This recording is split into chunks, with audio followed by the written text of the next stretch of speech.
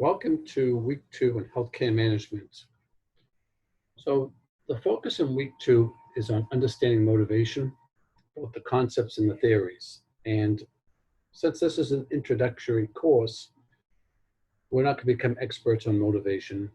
Motivation is a topic that has received a lot of attention, a lot of theories, a lot of studies on it, but we're going to introduce the basics around motivation, some of the history of the studies that have been done, and then I'd like you to think about what might motivate you and how you can motivate others. So at the end of the day, one of the key things that we want to keep in mind is that one of the key jobs of management is to understand others and understand what motivates them so that we can create an environment in a workplace where we get the most from people that work there. So as we will in every week, there's a graded assignment, and that will be focused on the materials in chapter 3 and the supporting materials that I posted here. And also I'm asking you to do a discussion board posting. There's 3 questions that will help you answer the overall question around motivation and management. So I'd like you to do your initial posting by Thursday at 11 p.m. and then respond to one or more of your colleagues by Sunday at 11.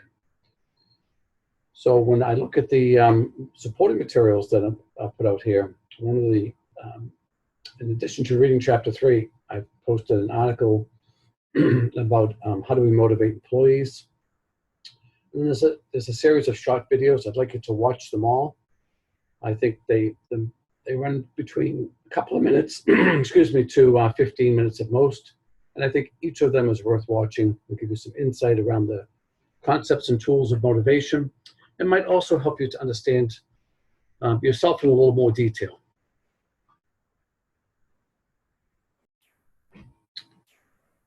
So chapter 3 is titled Motivation and Management. So the first question we should ask ourselves is, what is motivation?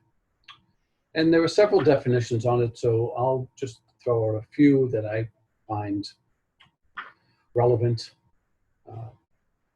relatively accurate. So motivation, the driving force by which humans achieve their goals. A need or desire that energizes and directs behavior.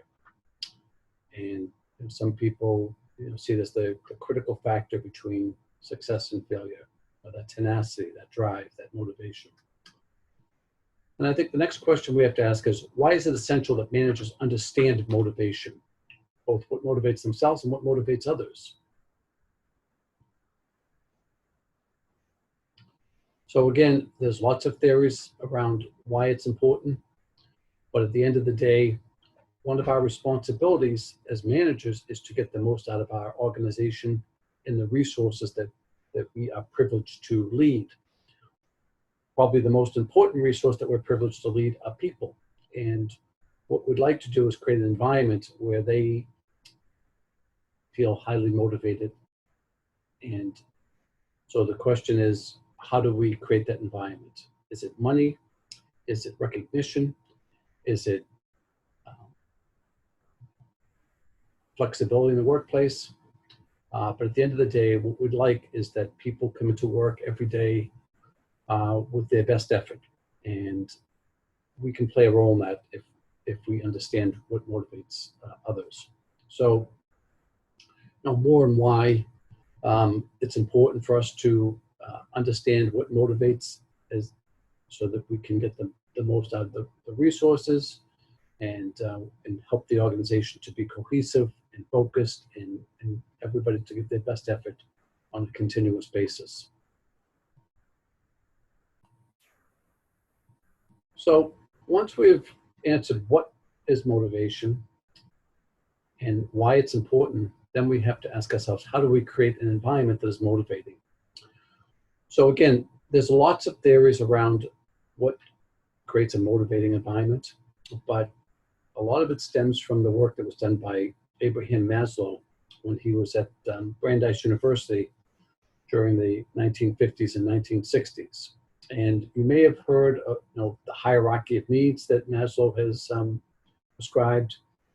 And basically, he built this pyramid that said at the lowest level of human needs are the physiological needs, and that's the need for food and shelter. And so in the workplace, that might be job opportunities, fair pay, etc. And then at the next level is the need for safety and security. So if we were to bring that into the workplace, fair treatment of employees, workers' rights, safe working environment, etc. And then the next level is this love and belonging, that we want to feel some connected. We want to be able to get along with our colleagues, feel supported, and so forth. And then we move on to self-esteem, with the feeling that what I do matters, that I could take some pride, that I'm able to get some personal development, to have some career growth, etc. And then at the top of the pyramid is this idea of self-actualization. And that's to be able to make a contribution to the greater good. And so there are many other theories and concepts around motivation, but much of it stems from Maslow's thinking. So other people have talked about a culture of engagement, where people feel as though they're able to make contributions and to be able to offer their ideas. Another is about having a strategic alignment, that employees understand where the organization is headed and how they contribute to the organization's success. So that's a lot of this has to do with communication. And then also this idea of execution, right? Clearly defining expectations, holding employees accountable and focused on delivering results. And then motivating and relating. To managers motivate their employees to give their best. The managers building strong relationships and developing a cohesive team. So, again, the list goes on.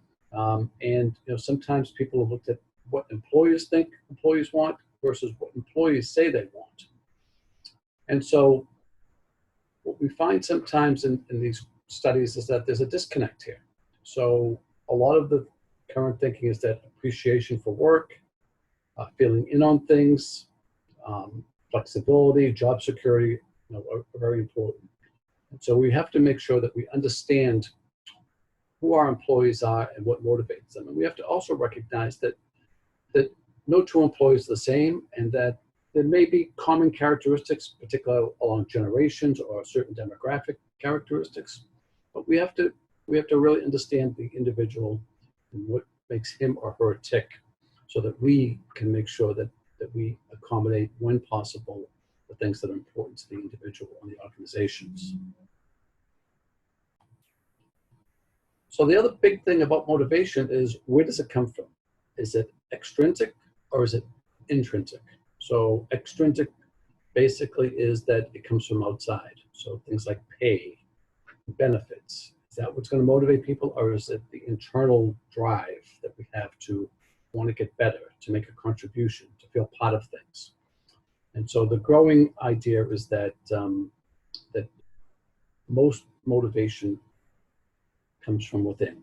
That it's certainly important for organizations to provide all the extrinsic things that they can, because the lack of key extrinsic things like decent pay and the safe working condition will certainly cause problems and be demotivating, cause people to leave, etc. But if we really want to get the most out of people, we have to understand what's important to them internally and give them the opportunity to utilize their skills and their knowledge, so that they can do the best that they can at what they do.